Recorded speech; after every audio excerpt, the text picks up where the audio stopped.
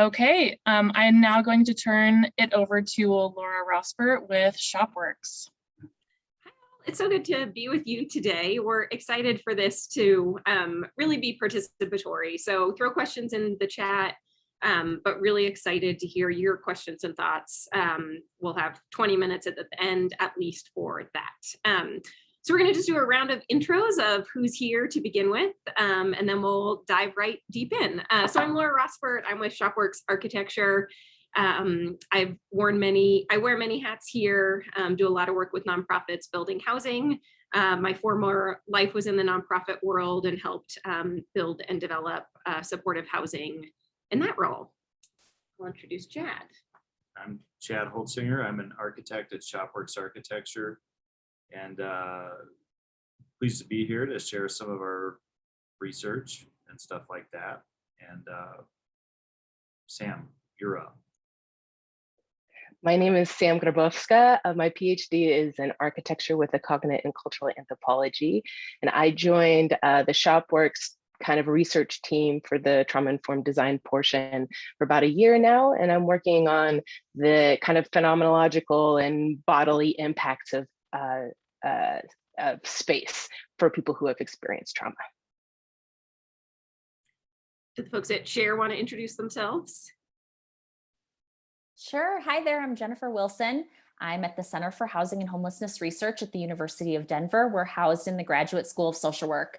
I started my career as a social work in direct practice, mostly in community-based settings and shelters and schools. And now I have been doing research and evaluation for going on 6 years with the center.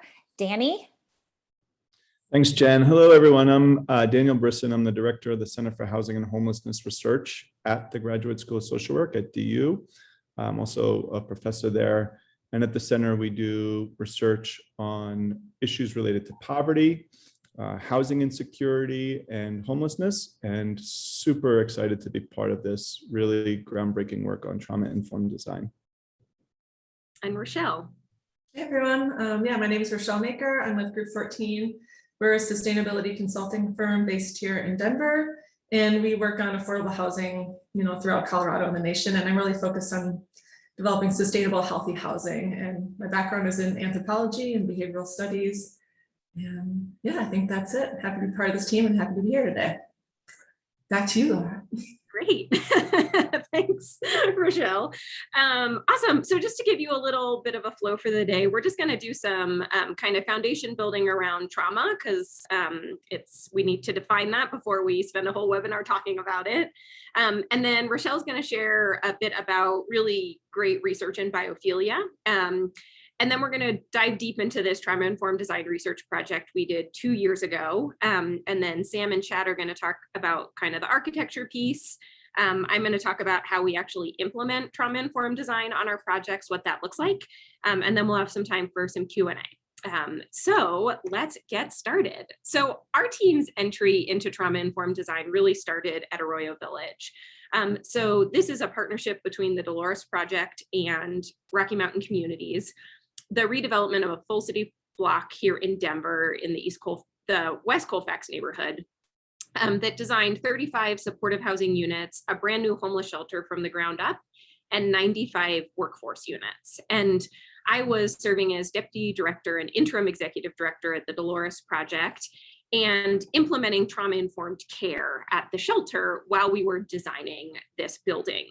And trauma-informed care is really a best practice. Even my kids in Denver public schools have trauma-informed care connections about really how we help folks kind of on their paths, whatever those paths might be. And there's all this great research, evidence-based on trauma-informed care. And we brought in Raul Almazar from SAMHSA to do a training for our staff and invited Chad and Stacy from Shopworks at that time. And it really kind of blew their minds, right? Architects are taught to design around, life safety and, all these different aspects and waterproofing. Ugh, that sounds boring.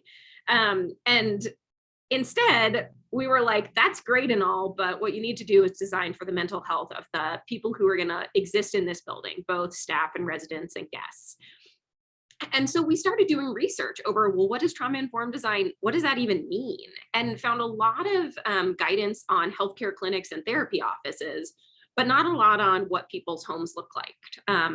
Joanne Tony at the Mental Health Center of Denver helped us think some thoughts, but after I left Dolores and headed over to ShopWorks, we gathered together this incredible team of people who I'm so honored to get to work with to really think about what trauma-informed design looks like. And so let's talk about what we're talking about when we're talking about trauma. So when we're talking about trauma here, we're really talking about adverse childhood experiences and how that really kind of shifts people's brain development. And so there was a study in the mid-90s about the impacts that adverse childhood experiences like abuse or neglect, even divorce or having a parent who or guardian who is an alcoholic had on individuals.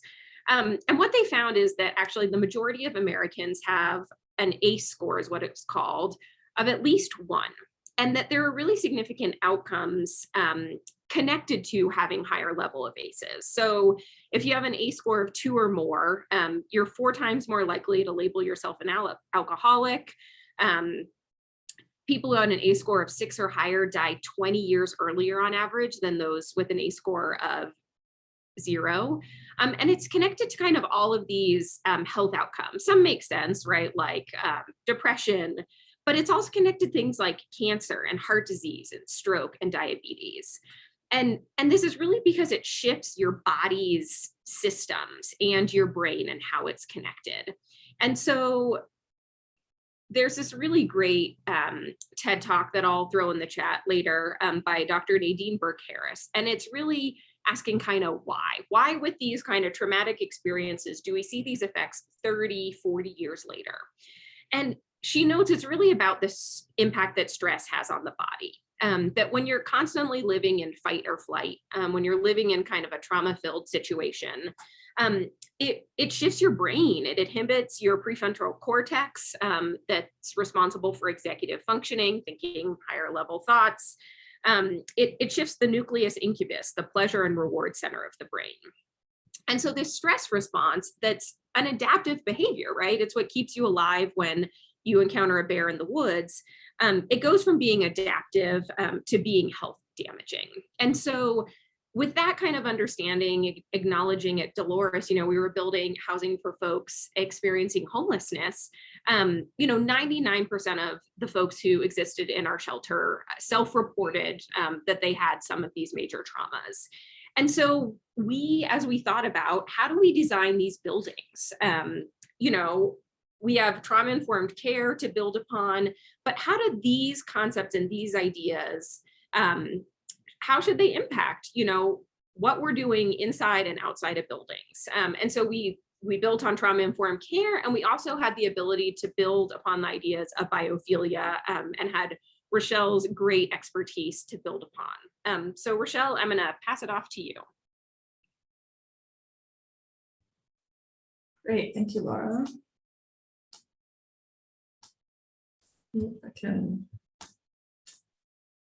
There we go. Sorry, I didn't, you said Jen. Sorry about that. Yeah, so great. We have this basis of trauma-informed care. And we also have this basis of biophilia, who's been doing, the field has been doing research on how to create healing spaces and spaces for health for a long time, directed at biophilic design. And so what does that mean? Well, biophilia is this concept that was really popularized by E.O. Wilson in the 1970s. And he's a biologist, and he talked about biophilia being our innate connection or need to be around life and living systems.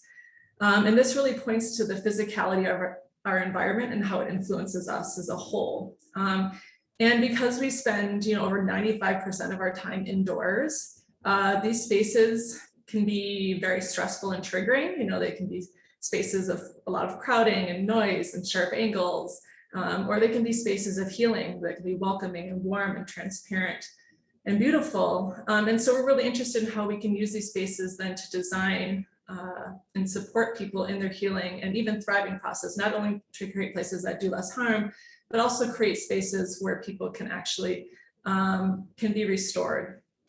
And so biophilia has a lot to say about this. There might be a delay. Okay, I'll just maybe keep talking. And Laura, maybe, I don't know if you want to take control. There we go.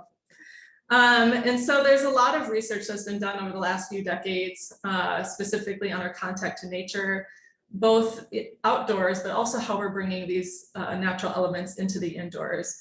These benefits are physiological, they're physical, they're social, they're emotional. You know, they'll point to reduced stress and improved mood and greater happiness, improved mental health, reduced aggression. We're more social, we're more creative, we're more collaborative, we recover quicker from mental and physical ailments.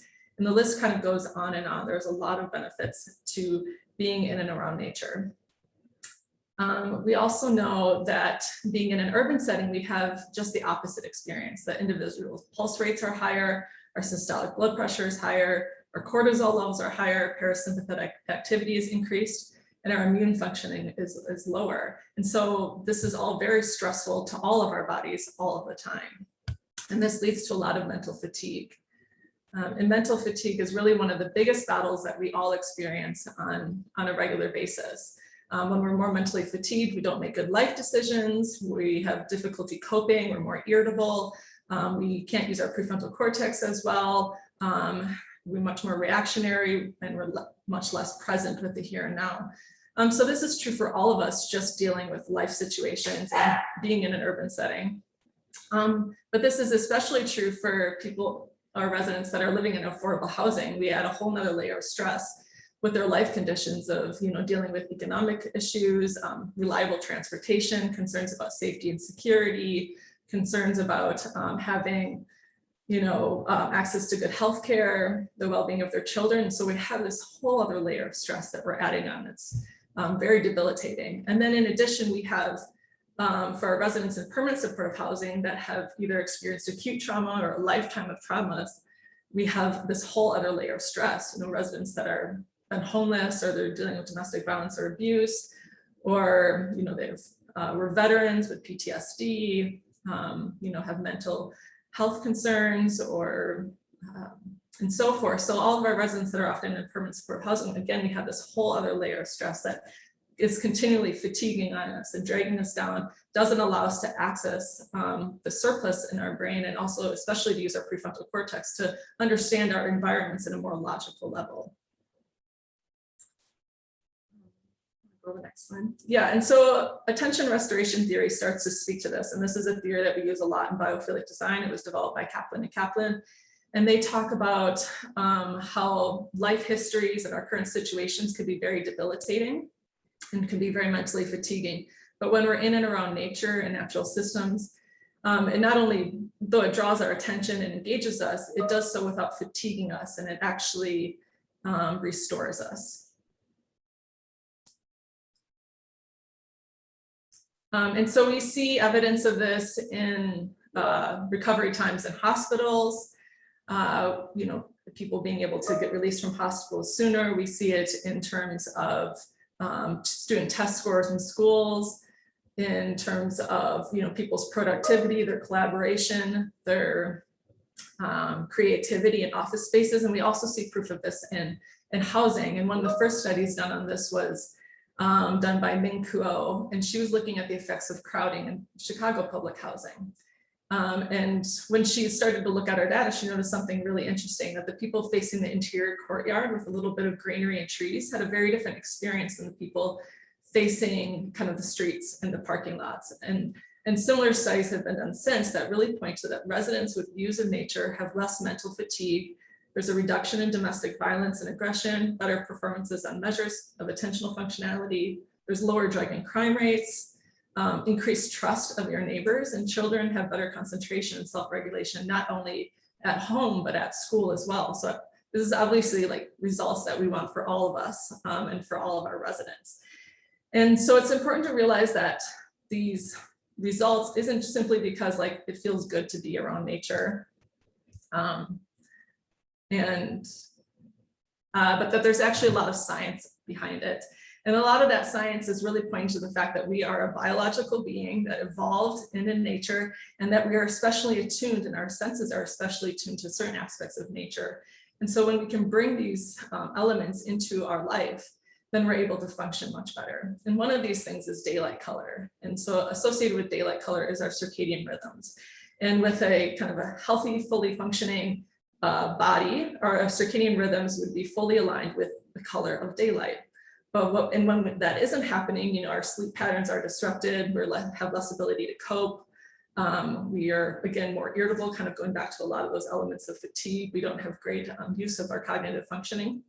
And we notice that people that have experienced or have a lot of PTSD, also people with brain injuries, people even with Alzheimer's, that their circadian rhythms are really kind of taken off of the daylight colors. And this is happening again for all of us simply because we've moved indoors with electrical lighting. We have blue lights in front of us at all hours. But especially for people that have these kind of traumas in their life, that their circadian rhythms get kind of off kilter. And so again, this causes some suffering, this causes some fatiguing.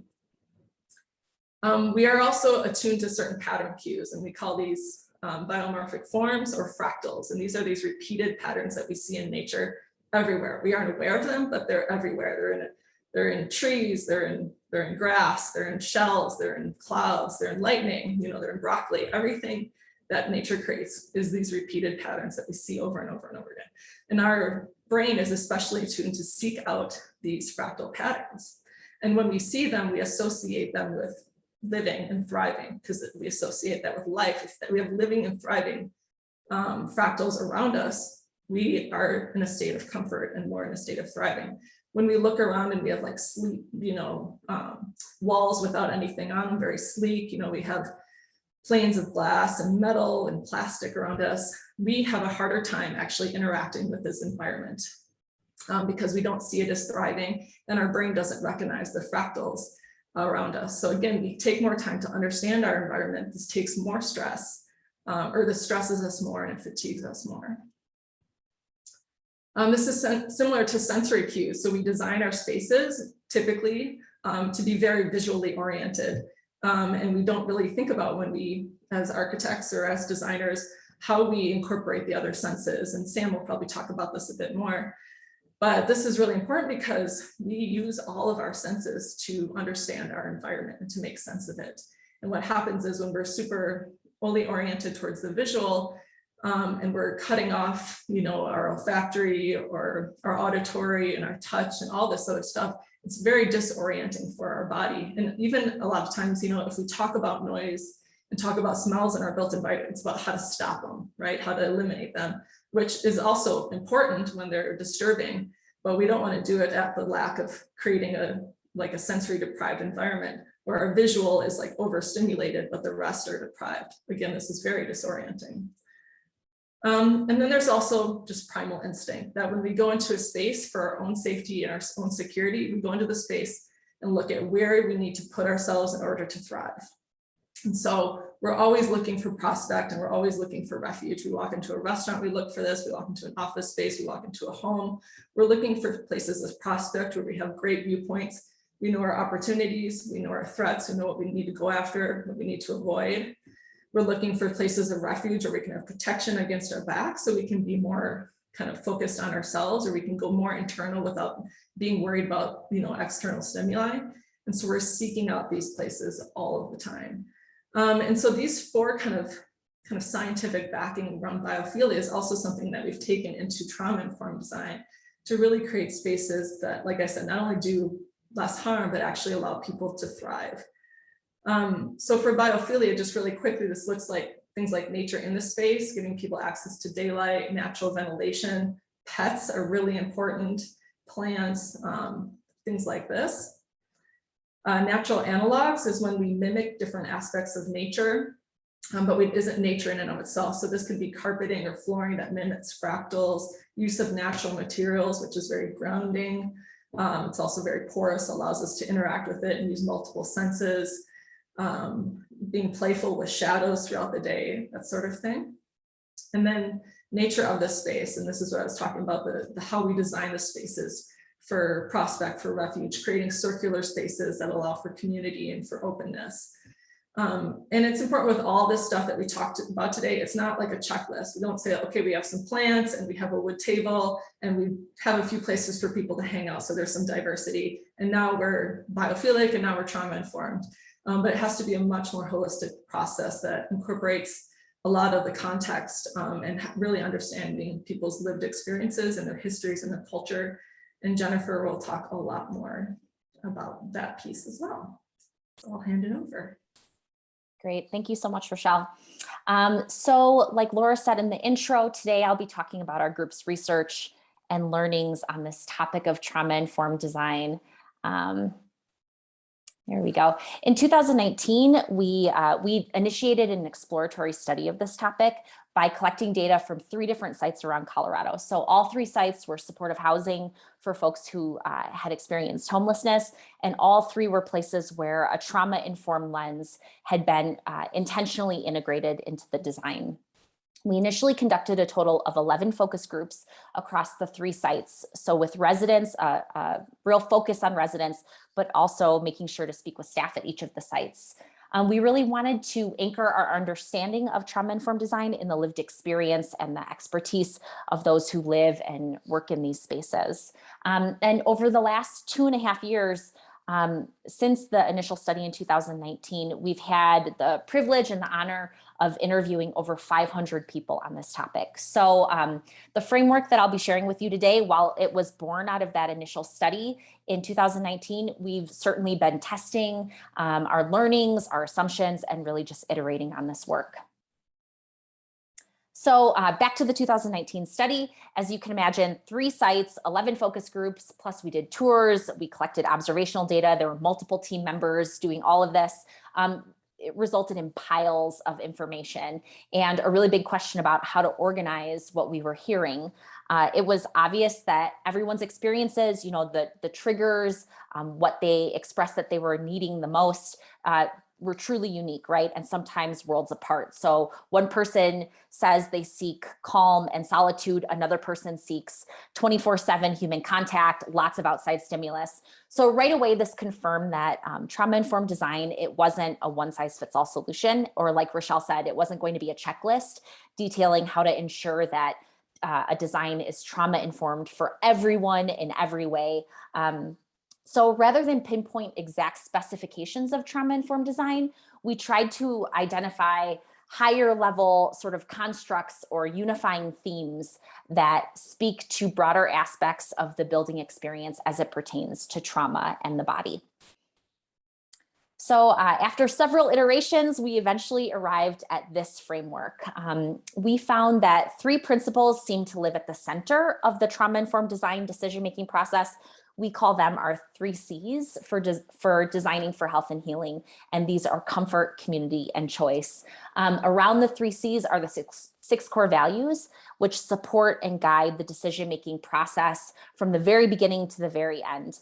And then around the outside, grounding the entire framework, are the 3 contextual factors that pervade the process. So these are interconnected, they're essential, and they really create a lens for understanding how the 3 C's and how the 6 core values may show up or translate in a particular place for a particular group of people.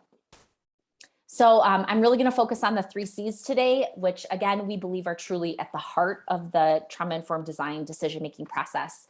Again, these are the unifying themes that we hear folks raise over and over again in our interviews. And again, they're not a checklist. It's not like you fully achieve comfort or not.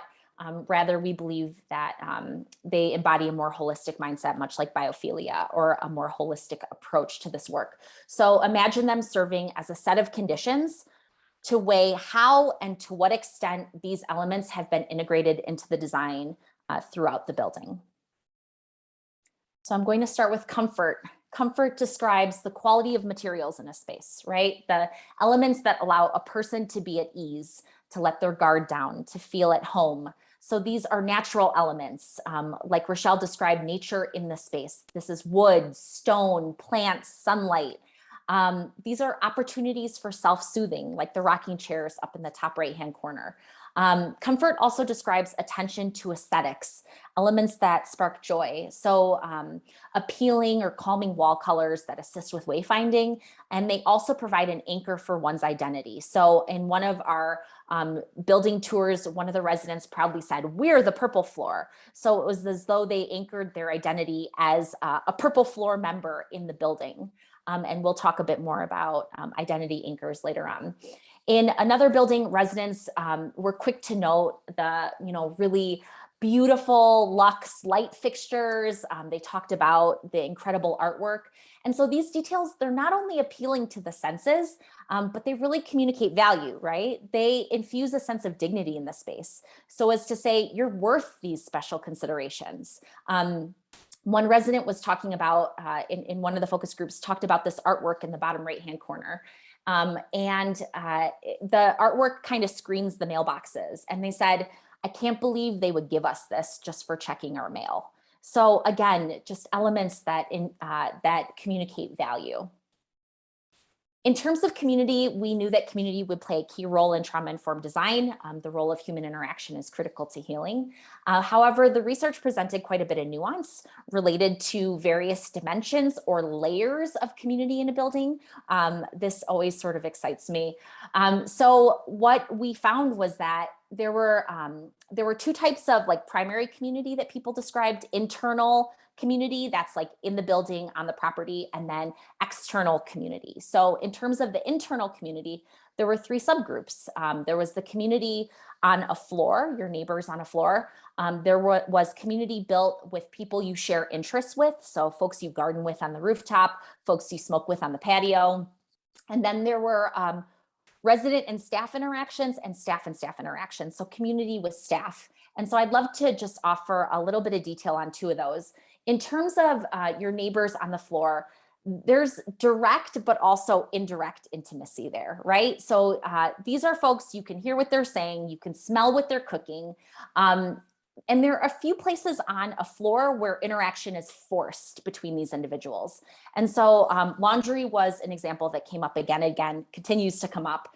And we know that sort of the standard laundry room, it has a few distinct features: a big heavy door, single point of entry and exit, few, if any, windows. There are strong odors, there are loud noises, and there's close human contact. You're scrunching by somebody to get to the accessible washing machine in the corner. And so these types of less desirable, maybe, building elements, they can really breed discomfort, they can breed conflict, and as one person put it, they can ultimately set people up for failure, right?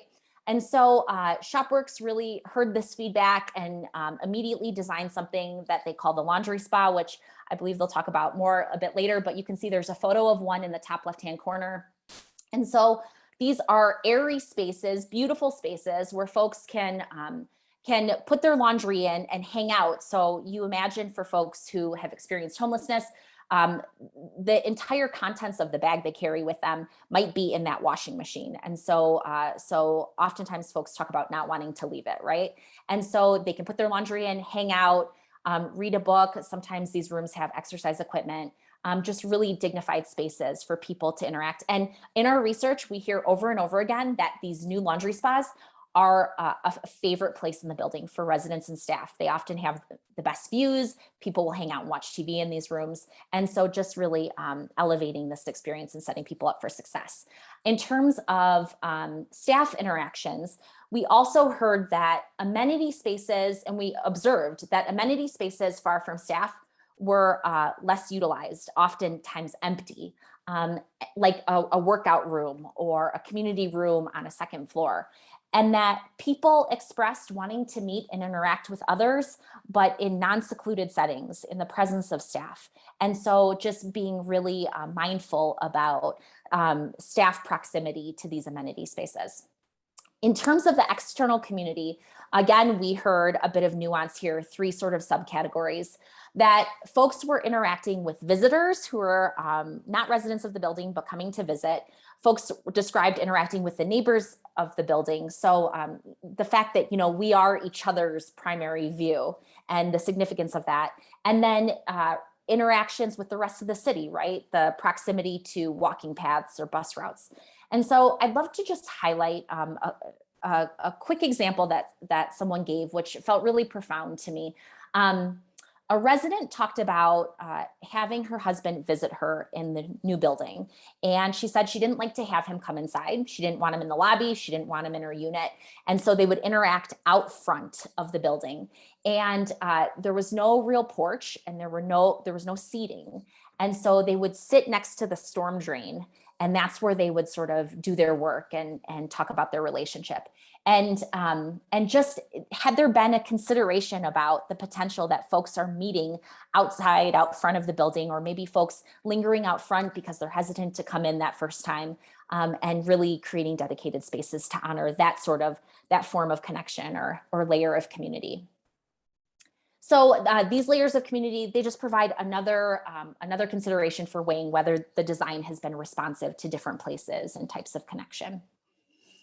And then in terms of choice, these are elements that allow people to engage at different levels. So really simply, there are different types of seating or observation areas in a community space. The photo at the bottom with the yellow perforated railings, they allow folks to see who's out and about, right? Who's in the lobby, who's over by the staff desk, and to make a choice about whether to engage or avoid. And so those the wayfinding, multiple points of entry and exit, allowing people to make those choices as needed. Choice speaks to the ability to personalize an environment, even in subtle ways. So dimmer switches or simple blackout shades. We often hear that folks who have experienced homelessness, they rarely have the opportunity to sleep in total darkness. And maybe it has been years and years and years since they've had that experience. Shelters are oftentimes not totally dark because staff need to work and just make sure that everything is safe. If you're sleeping out on the streets, oftentimes people are not sleeping at night. They're sleeping during the day, if at all. And so offering folks that opportunity to choose to sleep in total darkness if and when they're ready for that. We're constantly surprised by resident feedback around the variety of layouts. And so I really push this, like, what about equity? What about fairness? Don't you want to know that every unit has the exact same square footage in every room, the same number of windows? And over again, people seem to really celebrate, variety being the spice of life and people getting what they need and just knowing that there's an opportunity for that customization. I entertain more, so my living room is bigger, and I really appreciate that. So opportunities for choice throughout the built environment, these promote agency, ownership, foster a sense of control and empowerment. But reducing or limiting choice, we've heard over and over again, the effect can be institutionalizing and even infantilizing. So making people feel like children, like that decision is being taken from them. So in terms of the 6 core values, they permeate the work from beginning to end. Ideally, they establish a shared intention across the project team and align priorities, providing sort of a litmus or a construct for making decisions, for setting goals. But they also speak to the envisioned outcomes or byproducts for those who will eventually occupy the space that's being designed. So front end and back end. This list, like the rest of our process, really reflects an evolution of thought. And so I just want to name that. Jill Pable, who was one of the first to really do this trauma-informed design work, is a professor of interior architecture and design at Florida State University, has spent over a decade doing this trauma-informed design research. And she developed a list, the 6 human qualities that most people desire for mental and physical health. And then Chad Holtzinger on this webinar today, from over 20 years of work, had his own list of 12 values for what really drove his work and process. And so those lists were synthesized, and we use both expert perspectives to arrive at this collection of values. And then last, but certainly not least, the contextual factors, which I just can't emphasize enough that they cannot be treated as an afterthought.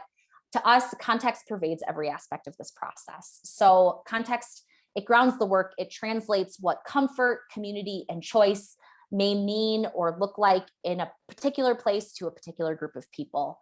The intention, it is not only not to ignore contextual factors, but to really attend to them, to celebrate them, and to take the time needed to build trust and understanding. And so very briefly, environmental context is not only about the physical environment, the climate and geography, but it's also the less explicit factors. So historic context, economic context, these are the systems and institutions at work in a place. Cultural context speaks to memory, tradition, identity. No group is a monolith, so checking assumptions and ensuring diversity of input. And then finally, lived experience. This is listening to future residents and staff, not once, but at various steps in the process as much as possible. And Laura often says it's not just listening to folks, but legitimately believing what they say, believing that they're experts of their own experience and their needs. And so now I will hand it off to Sam and Chad, who will go deeper into the architectural details. Thank you so much, Dr. Wilson. Wonderful. So this section is going to be broken up into 3 main subsections. And the first is really giving an introduction of the theory behind the work, a lot about how trauma works through the body and the body relates to space. And then the second section is this proposal of 3 architectural principles. So we've been talking a lot about how we don't want to list.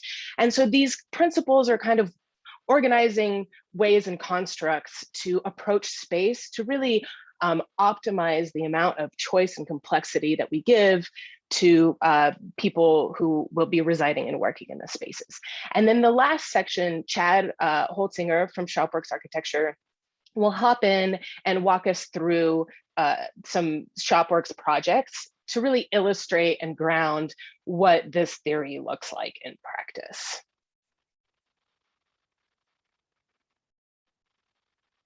So we'll start with looking at the one-on-one connection between the traumatized body and space. As Stephen Porges, he's the guy behind polyvagal theory. He said, we don't have social behavior unless we can calm our physiology. If our physiology is not calm, we become oppositional, aggressive, and defensive. So this is a bit of the groundwork from which we're working. We're looking at how architecture can regulate the body before we can even think about staff interactions and all of these other really important components of healing and moving through trauma. We are responding to our bodies respond to architecture. So what can we do that architecture can regulate the body? We draw from 2 primary concepts. The first comes from neuropsychology, and that's neuroception, again, coming back from the polyvagal theory, Stephen Porges. And neuroception is the way in which our body detects risk in the environment. And it's really important to note that this is precognitive. We're not even aware of it. Our bodies just immediately sense and react to perceived risk or danger. So that means we think the built environment has a direct line to the body. So hopefully that can intervene into or heal trauma. And then the second concept is object relations and object attachment. And that comes a lot from psychoanalysis. It's a much more tried and true and older theory, but all humans need connection, period. And when they can't find a safe connection with other people, other humans, they form connections with transition objects or comfort objects. You can think of a child's security blanket or a stuffed animal. And we're hoping that architecture and what we're proposing is that architecture can become a soothing transitional object. So people can attach to place and their built environment while they're working to repair other social relationships.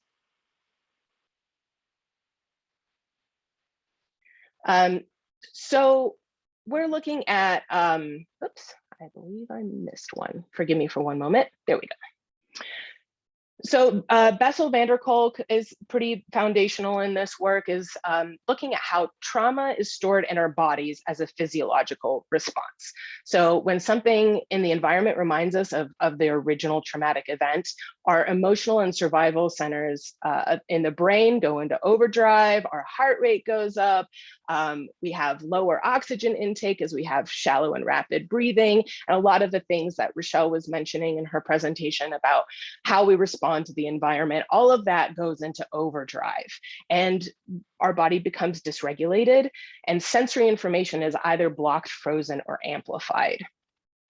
So because in our bodies are in a state of hyperarousal or hypoarousal, even small disruptions in the environment can become triggers, and it forces people to relive their original intense experience.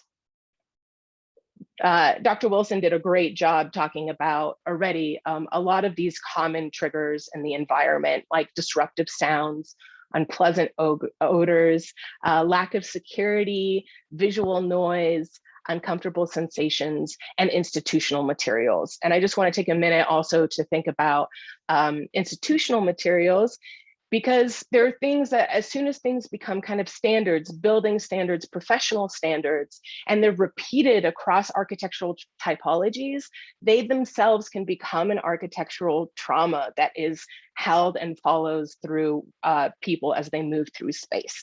So if the same acoustic tiling is used in an emergency room, a prison, a school, and then supportive housing, what are these other experiences that people have when they're staring at the ceiling that they import with them as they try to transition into more healing environments?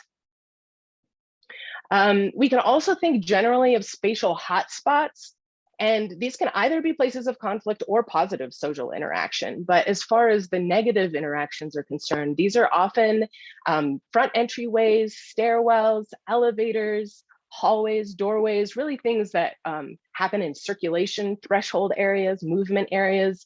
Terry Quant has this wonderful podcast in her own research and practice. She looks at experiential architecture in service of trauma-informed design.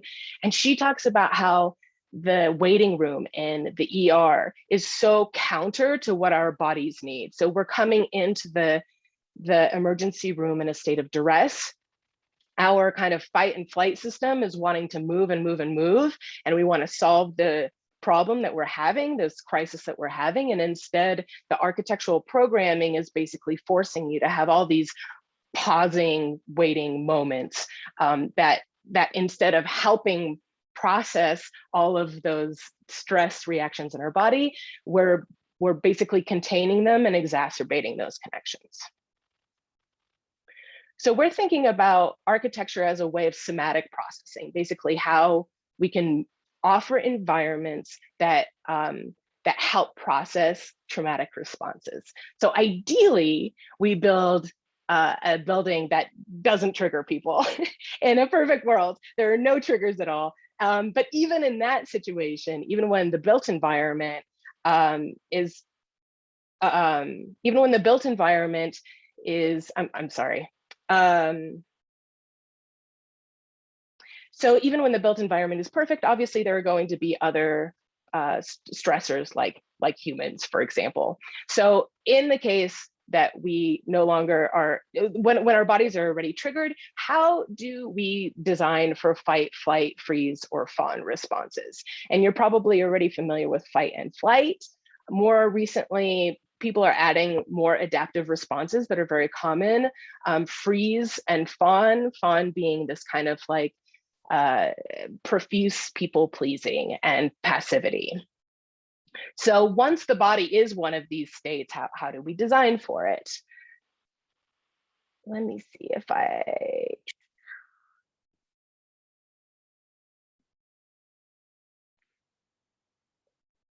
okay, so they're in hypoarousal.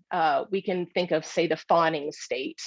We can offer a place of calming isolation where clear physical boundaries can be reestablished and no one else is around. So this can be like a reading room or well-insulated residential unit, basically a very like private, safe territory that you can have so that you don't have to worry about pleasing someone else or relating yourself to others, but instead you can construct your own ego. For a free state, we can offer gentle stimulation. And that's kind of a way to gently get back in the body out of that hypoarousal frozen state. And we can think of like an indoor walking path or a smoking patio or a garden. And then for hyperarousal states, things like fight or flight, the body needs to actively discharge pent-up energy. So we spent a lot of time, I think, talking about calming spaces, meditative spaces, really trying to get the body slowed down and in the state. But sometimes people with trauma, as soon as you ask them to meditate, they'll actually trigger a panic attack or a trauma response because of that kind of closing down the body. And instead, what needs to happen is a very like somatic release of the energy. So this can look like an exercise room or even a soundproof room to scream in. We talk a lot about kind of flexible rooms, and some people really enjoy creating music. And so spaces that can double as music creative rooms and discharge screaming rooms or private conversation rooms. Distraction can benefit people really in any of the states, and that can manifest in a building like a puzzle room or a television or a window to people watch. But it's even though I'm kind of giving examples of amenity spaces and these and certain objects that might help facilitate these things, it's important that it's less, the focus is less about that and more about kind of the overall atmosphere of the place. So we've been talking a little bit about the holistic environment and the kind of emotional valence of a place. So materiality, volume, and program should work in concert with not just the outcome, but really thinking about the experience of a space. So we can ask questions like, what does this space feel like? What is the emotional valence of the room? What is the personality of the front desk? And how are all the senses being engaged? Just to make sure that we get around a purely pragmatic approach where we're going for an outcome, and that can in itself become traumatizing as a kind of institutional approach. So what do we do with all of this information and the fact that many times people have, so the same demographics, same big crisis event in their lives, and they can have a completely different trauma response to the same experience. And Dr. Wilson has been bringing up a lot of has brought up a lot of the ways in which some people may need a lot of stimulation and some may need a lot of isolation, et cetera. So what do we do with this immense amount of complexity? We came up with kind of 3 organizing principles, and the first is sensory boundaries. So people can be hyper or hyposensitive to senses when they've experienced trauma. And the idea is, how can a space modulate those that sensory information? The common approach is to immediately either mute things, sterilize things, like, well, we don't want any triggering smells, so we're going to make sure that all the materials can be completely cleaned and that it will never smell like anything except cleaning fluid. We don't want noise, so we will just wall to wall, acoustic tiling, acoustic floor, just make sure that everything is dampened, all the sound is dampened. We don't want bright light or glare, so we're going to make sure that we have no daylighting. This kind of top down and very additive or subtractive approach. So like, well, once we take all the sound out, then, oh no, it's too quiet. Let's put some music on in the background. And instead, what we're thinking about is how to architecturally build sensory boundaries that are these kind of permeable membranes. There's a lot of really interesting work being done in acoustic ecology and people looking at urban environments, natural environments, and thinking about how sound, instead of just saying, well, we're going to make sure that, this sound does not exceed this decibel level, but instead thinking it almost symphonically of how to kind of elevate the sound of, say, warm whispers and decrease the amount of echoey footsteps. So they can coexist, they still exist, but that some voices or some sounds are elevated and others are not. And the same thing with, smells and visual noise, really trying to figure out how you can modulate the intensity and the quality of things as opposed to just removing or adding them in full.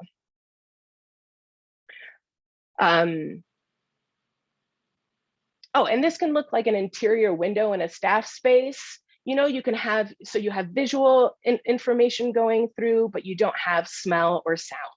You can have a 3/4 wall in a residential unit, so you can hear, but you can't see, but you can still smell. So there are these ways that's through a membrane, different sensory information can pass through and others can't.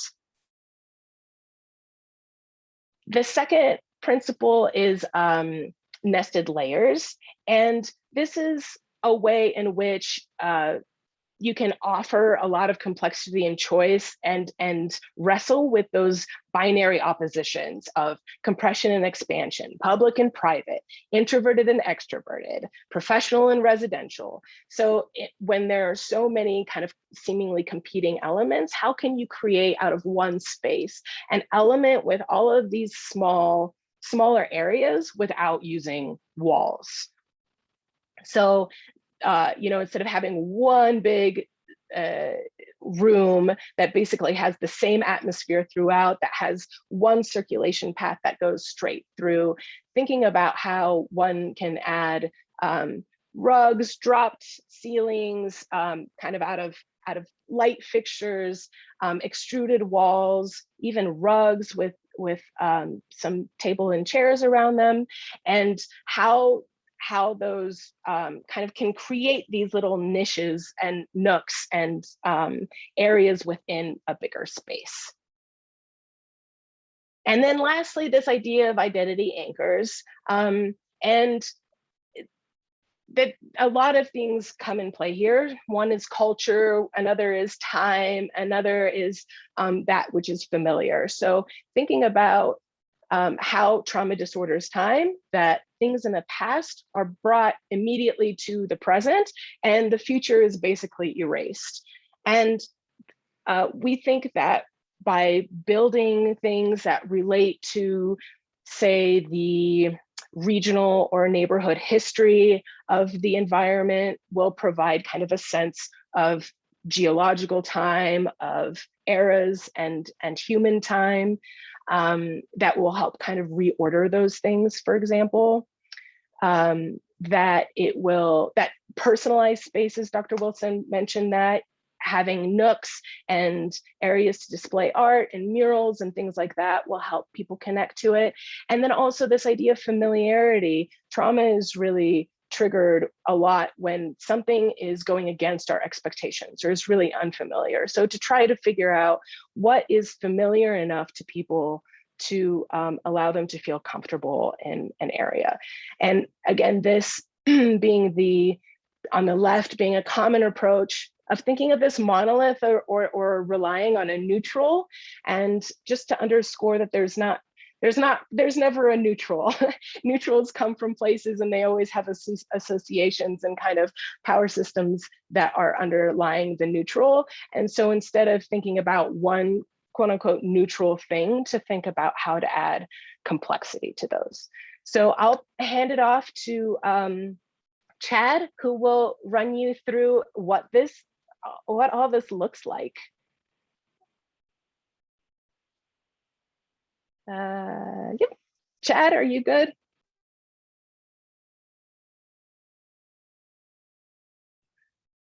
Yeah. Well, thanks, Sam. I think I'll just share a few images of how these types of ideas manifest in the built environment. And kind of the overarching idea is like, how do we add enough complexity to the experience of a building to provide variety of lived experience through the built environment, so that there's enough variety for folks to connect with the building through their own lens. And that's not necessarily an easy thing to think about or to produce in the built environment. But the principles that Sam just walked through, I think, start to give us a framework to hang our hat on in terms of just practical ways of breaking down environments to provide for these shared experiences, even though they're coming from different individual perspectives in life. So This is the image on the screen is a building in Grand Junction that has houses unhoused youth. And it was really important to us to create thresholds so that the process of entering the building was not intimidating.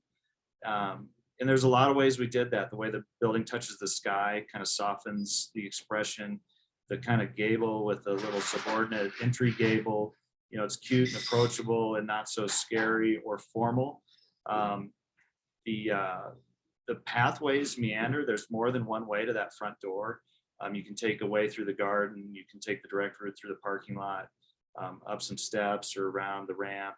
And in that way, there's ways to kind of soften the entry experience so that if you're nervous about entering for the first time, that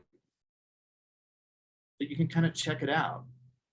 And at various points, there is an out. So never in the process of entrance are you forced into engaging with the building in a way that might be unsafe or uncomfortable.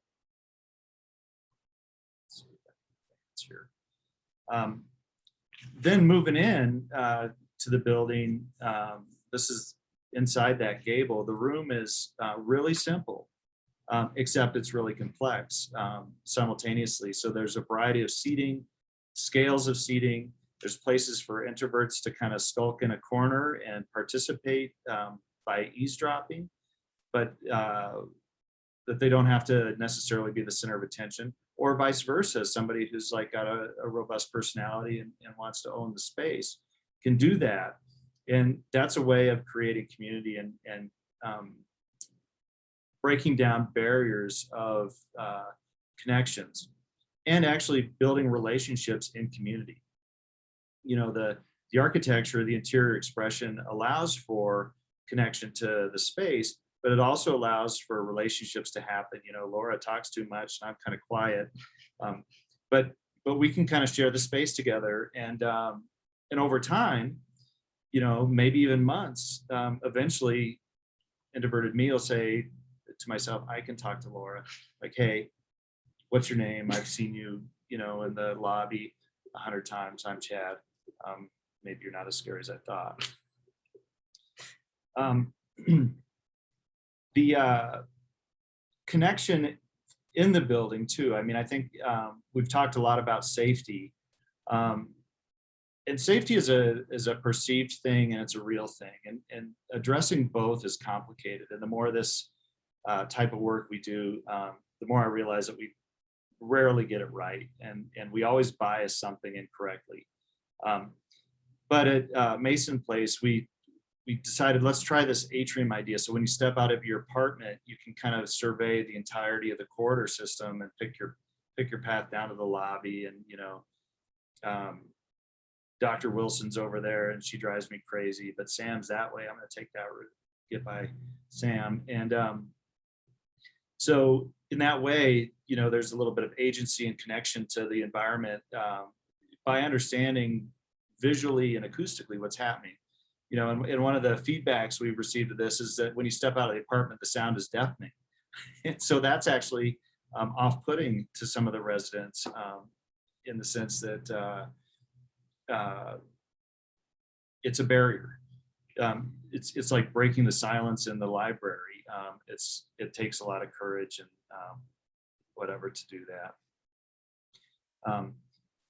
Within the lobby of this building, there's a variety of scales. We've been using a lot of wood structure lately to kind of break down lobbies and non-residential areas. The tone of the wood is really nice. It has an acoustical flavor that's great, and a visual characteristic that's good. And it also helps to define these kind of macro or micro environments and break apart a bigger room. I think Jenny talked a little bit about the laundry situation. You know, creating a variety of spaces where people can connect with one another as they're doing laundry. You know, but having some filtration, you know, so if you're folding things that are kind of private, you know, there's a screen here so that can happen. but there's enough visual connection that you know that your articles are safe and stuff like that. And this, we've experimented with this with respect to, you know, a library like this or cafe style, or even a fitness room where you could get on an exercise bike or a treadmill to kind of blow off steam like Sam was talking about. Identity anchor, you know, this was a cool building. I thought we did a pretty nice architectural job, but then this kid Bemmer kind of stole it from us. He was 23 years old and he came up with this artwork that's really sophisticated and humbling. And I'm still pretty mad at him about it actually, but it's really cool. Another kind of example of an identity anchor that we've done and this is just producing meaning in a building, right? The Dolores Project, one of their traditions was offering new residents in the shelter a quilt when they entered into shelter. And so there's this tradition, and it's got deep meaning with women who've experienced the shelter. And so we try to abstract that into the architecture and create kind of a symbolism of community through just using paint colors in a really simple way. And people have various reactions to it, but those who know really know, and it is a deep connection to community. I think this is the last project we're going to share. It's an adaptive reuse of a church. It just opened actually, called Warren Residences. But having a place that has deep memory. This church was constructed in the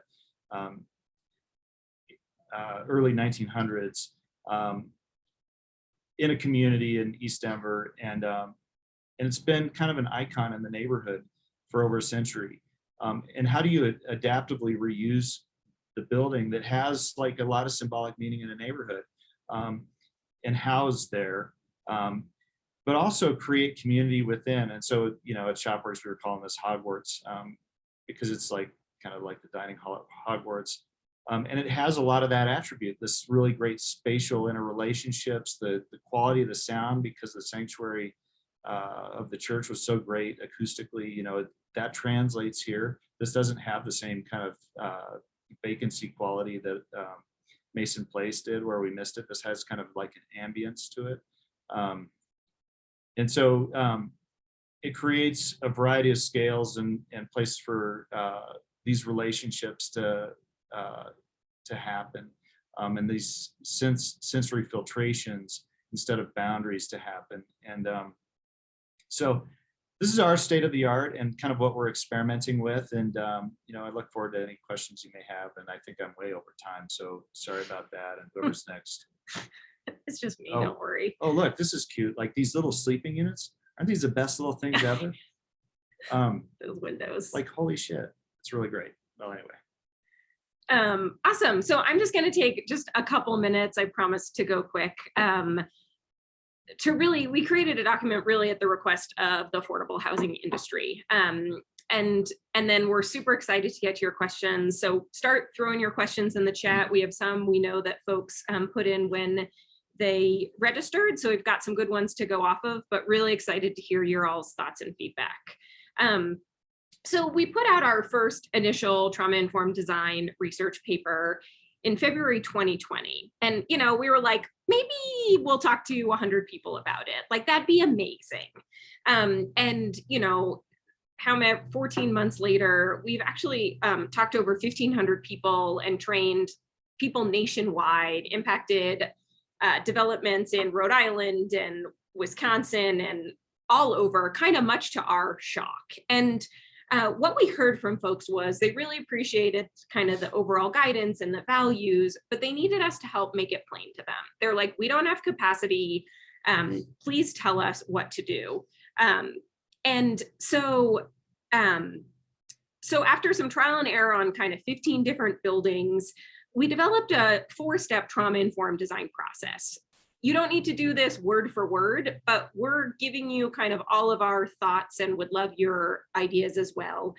Alongside kind of, we have this little shorter 4 phases with a brief overview of each phase, and then 2 case studies that demonstrates what this actually looked like on a project.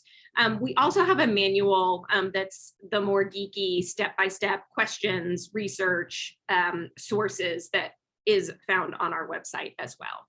So as we think about this process, the first one is really taking a minute to set the vision and values for whatever you're building and designing, and have the team come together around a commitment to an understanding of what trauma-informed design is. Understanding this is like bleeding edge and none of us fully understand it, but really noting that if you invest this time on the front end for everybody to come together around values and these ideas, you're actually going to save money and time as you make decisions throughout. So I'm going to just touch on Arroyo Village, since it's one I lived and breathed in many different roles. But this was really two teams coming together. We got this training from Raul Almazar at SAMHSA to really start thinking about what trauma-informed design looked like. And everybody came together acknowledging we wanted to build a housing continuum from shelter to workforce housing to really meet the needs of the community. Phase 2 on projects is these focus group research that Jenny and I have gone back and forth a million times on what questions to ask. Every single one of them, they're different. But this is kind of the biggest investment on the front end, where you go and you interview potential residents. This looks different on every project, right? Sometimes folks already have housing. You can ask residents in buildings that are already housed. Sometimes it's hanging out at day shelters, going in at 2 a.m. to talk to staff in overnight shelters. But really coming and prioritizing the voices of those with lived experience and frontline staff who are living and existing in a space in a different way than somebody who's an executive director might, and really come together and share that report with the housing development team. So on Arroyo, this was our first foray into it. We hadn't crafted our more formal approach, but we really relied on feedback from guests and frontline staff throughout the whole process. And we really came together around certain values, really focusing now kind of on the Dolores side, the shelter and supportive housing, but really thinking about hospitality, how we, that resonated in the built design, and also how we were taking care of staff. Staff reflected the only place they had to go was sometimes the bathroom if they needed a moment. Even their staff office wasn't private. That was unacceptable. That was leading to burnout and many problems. Phase 3 in a trauma-informed design process is a really iterative design process. And we can't tell you what this looks like on every single development because architects do their thing as they do. But it's really making sure you're pausing and taking a minute to ask the people with lived experience. We heard this value of hospitality. This is how we implemented it in the design. Does that land right? And it's really fun. And we end up coming up with these really cool, fun ideas out of this really iterative design process. You have to really think about when you're doing this. You have to do it early enough in the project that you can kind of shift it without blowing your construction budget. But you also have to do it late enough that you have some real lines on paper and ideas. At Dolores Project, this looks like how we thought about the bathrooms. Dolores serves women and transgender individuals in the shelter, wherever folks fall on the gender spectrum. And so the bathroom, we invested huge space on because bathrooms are often really triggering for trans folks. And so we used up all this square footage on this ginormous bathroom with kind of, I'd go around and visit rec centers and then come back to Chad and Tom and Stacy and say, just kidding, I want it designed like this. And they're like, oh my gosh, Laura. So I think they were really glad when we got through that phase. But also kind of that access to the outdoors being really important, and that staff break room for staff who have vicarious trauma and need peace and quiet. The biggest learning we had was in the old shelter, the staff office was on the opposite side of the building of the dorm. And I came to the guest advisory committee at the shelter who offered feedback on our design. And I said, look, aren't you guys so excited? I put the staff office across the hallway from the dorm. And they looked at me and straight faced and said, that's not good enough, Laura. And I was like, what are you talking about? And they're like, we want the staff office inside the dorm. Now, the average age of guests at Dolores is 49 years old. And so this was confusing to me. And I was like, okay, we'll design it that way, but I need to know why. And they noted, if I know that staff is watching me while I sleep, I know that I'm safe and I will be able to have more rest than I've had in years. And to me, it just kind of brought home that point. My intuition of people wanting privacy was wrong because I've always felt safe when I sleep, right? And so I can't be making these design decisions. I'm just a facilitator here on how we make those decisions well. And then phase 4 of a trauma-informed design process is really making our next building better. So coming back 12 to 18 months afterwards, doing focus groups with residents, guests, staff, program partners who are utilizing space and say what's working and what's not. And all of these are done in our manual. We give you sample questions, but really building on SAMHSA's best practices in trauma-informed care about how this building is healing. Does it feel safe? Are you connecting with other people? Where are you connecting with other people? Where are the building's hotspots? What spaces do you avoid? What does that look like? And share with the world. So at Dolores, we did this and really kind of came up with some great feedback. Lessons learned, we have this cute little lobby area and supportive housing and this beautiful amenity space on the 2nd floor, far from staff, that beautiful view of the mountains and garage doors. Every time I visit Dolores, nobody's using the amenity space. Lesson learned about connection. Staff spaces need to be near amenity spaces for them to be utilized. But our bathrooms, guests literally take these chairs and hang out in the bathroom and use it as a living room. So it's like, okay, well, failed there, succeeded there, copy us here, don't make our mistake here on the next. But to me, the photos really speak for themselves. You know, these are pictures of the guests on the first day as we toured the shelter, one of the best days of my lives forever. Where folks noted, we asked for that and we wanted a sonic ice machine and you got us the good ice and you got us this beautiful dorm and we have outlets by our beds and we have lights and we have locking lockers that I can set the code to. You know, all of these things wouldn't have been a part of this building if we had not prioritized the voices of guests and let them lead this process. And so I'm forever thankful to the guests who gave their time to be a part of this process.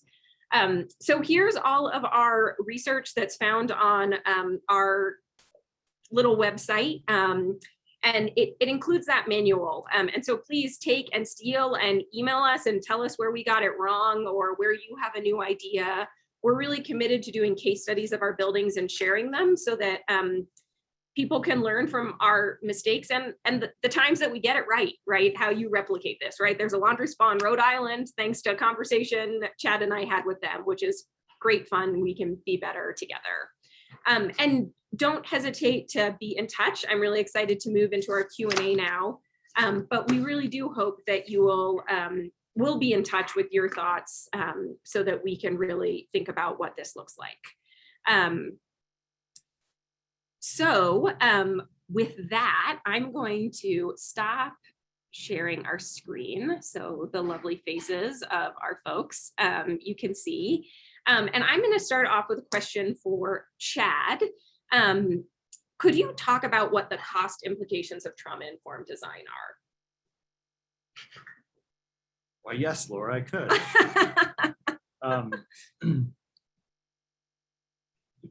When designing buildings, managing a budget is really about managing priorities. And what's key, I think, in trauma-informed design and with most everything having to do with the design of buildings is setting priorities very early and testing them financially. And so, you know, in the projects that we've shared with you, we've rarely had budget problems.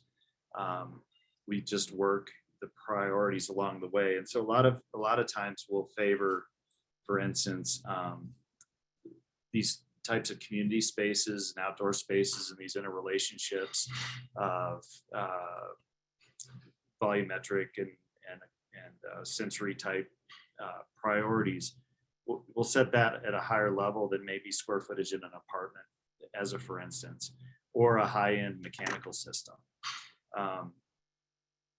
You know, getting the culture of the building set correctly is way more important than some of these other goals. And so sometimes that's controversial, sometimes it's not, but I will say when you engage with it early enough, it's very, very palatable and doable. Ryan was also asking about kind of how to coach up to clients and how to get them to buy in. Can you speak a little bit more about when there is pushback, Chad, how you get people on the same page and get those values to be valued? Yeah, well, Laura's got an example, so go for it. Yeah, well, I mean, I think one of the things that we here at ShopWorks is that talking about trauma-informed design actually makes the nonprofit trust the architect more, because they're not just talking about vertical circulation, but they're talking about the real lived experience of the folks that they walk alongside. I saw this at a soup kitchen we were redesigning, and the staff noted they didn't care what we did in the next soup kitchen. They were moving it to kind of more program space from just being kind of a big dining room.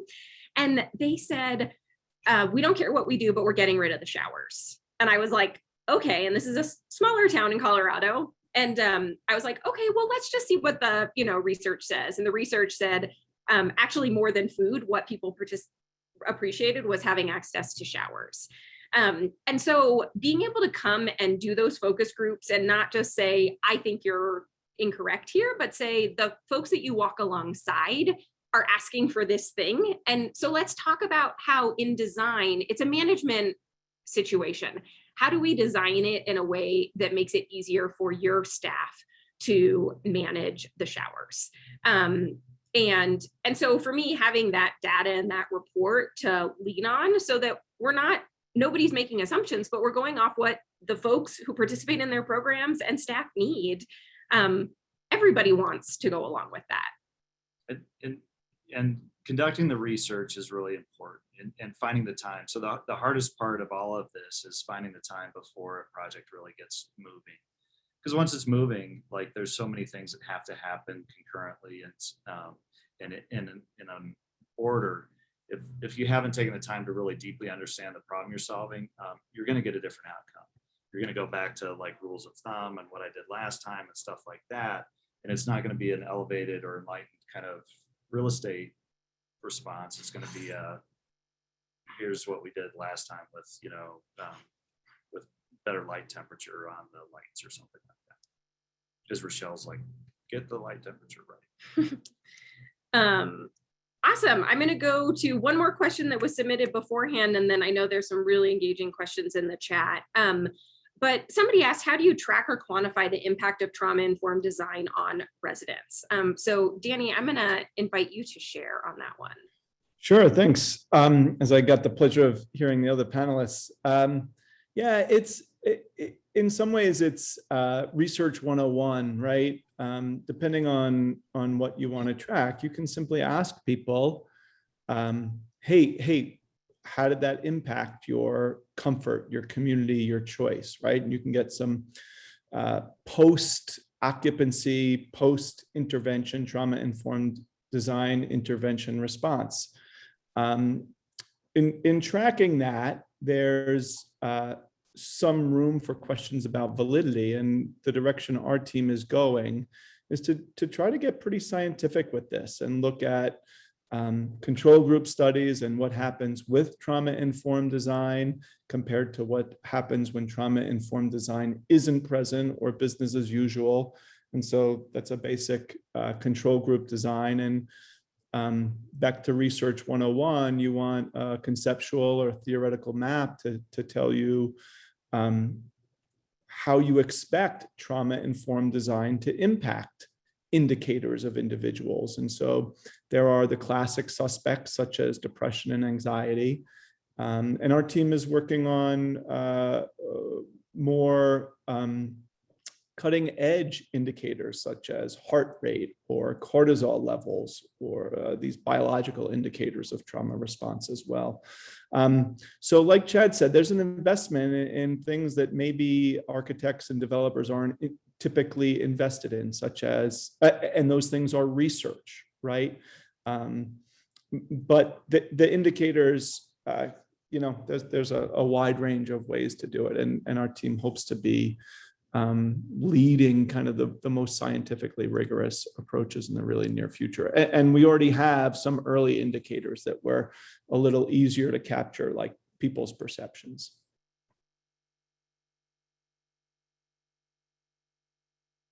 Great. Rochelle, did you want to add anything? Yeah, I mean, we're, a lot of this has, in terms of healing and health in the built environment, a lot of this has been done in the realm of, access to nature. And there's even been like EEG machines, there's portable ones that people can wear. And then we've measured the spaces of people's experience and brain waves in those, and, stress monitors. And just as Danny said, some of this research has been done in different areas, but not specifically with this population. So we want to take similar research methodologies and see how it plays out in trauma-informed spaces and non-trauma informed spaces, and how people can react. So we can get a lot more of these physiological measurements.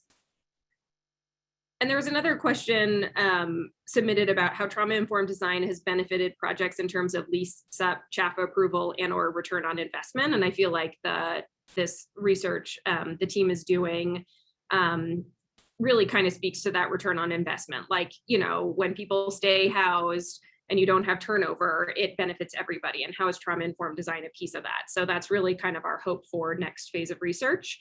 I want to interrupt. Another thing that I'm thinking about with respect to all of this is the building's one thing, but one of the threats, especially in supportive housing, is the ongoing HR expense, like the staff to care for residents. And if the building can ease that burden over time, it creates more durable, sustainable, and resilient communities. As opposed to creating a triggering environment where caseworkers and staff have to kind of work around the fact that the building's kind of competing with them for intellectual space with the residents. And so to me, that's another kind of target zone that is a measurement that can be quantified. We don't have enough data on that yet, but that is something that we're trying to figure out, like what's the HR expense over time. And I will say too, CHAFA's been a huge supporter of our trauma-informed design work, and they understand its importance. And now for projects that serve folks who are exiting homelessness, for both CHAFA and the Division of Housing, you're required to answer questions about how trauma-informed design was a part of your design of your project. Because, we've been having these conversations, and they acknowledge that this is one of the building has to serve the folks who it's being designed for. And we all have a commitment to that. And they have a commitment to that, as well as they are huge leaders in this work, actually nationally, from talking to our partners. So huge gratitude to CHAFA and the Division of Housing for them being huge leaders in this as well. There's a really good question about, can you speak to your experience with Indigenous communities and how architecture and culture come together? Well, you're looking at me, so I guess you're telling me to get on it. All right. Well, so Indigenous communities are really difficult. There's such a cultural misunderstanding, I think. And it's deep, it's centuries old and eons old in some certain ways. And so I think in our experience, ShopWorks experience with that is really minimal and really recent. We've had, and compounded by COVID. We're doing a project in the Four Corners area, and we haven't been able to get with that community in person. And so we've had all these workarounds, these interviews, these kind of connections, really developing those empathetic relationships and deep understanding. And it's really difficult in this environment. But I would say with Indigenous communities, to the extent that, myself as a foreigner to that, it really requires extra work. It requires coming in, just asking a lot of questions, trying to hear and listen, and contextualize a problem through someone else's eyes, and somebody else's eyes who has experiences that are vastly different than my own. So I don't know if others have experience with it beyond that, but that's my advice is you just got to dig in and learn before opening your mouth too much, actually, and certainly before drawing a line. And that's the thing about trauma-informed design is that there's no one size fits all and one solution fits every single building. That's why you have to invest time on the front end, but we believe it pays off even by the end of the design process, right? But you can't say that you're designing a building for other people if you don't know their experience and what feels safe to them. And it's not just, oh, well, I created a building that was safe. It's, does it feel safe to them and why doesn't it? And we need to do better, right? And so as we're designing for every single community, as we think about Indigenous communities and how historical trauma lives in that community and in their bodies in different ways, how do we ask the right questions and be facilitators here, but not be leading things that we don't know necessarily, depending on who's at that design table. And then there was a really specific question about trash chutes as well, which is really great. So what do we do with these kind of small trash room buildings? Chad? We usually screw them up, you know. It's like what are really triggering things to folks who've experienced homelessness? Well, laundry and trash. So trash chutes are cool. They're a good step. We've done buildings where we've done trash hoppers on each floor as opposed to a chute. That's kind of nice for the resident. It's really not very nice for the building, and it's not very sustainable. So I think it's the kind of thing where you got to confront it early and provision enough real estate for it and really think about how the experience, especially on the ground floor of delivering trash to a trash room, works.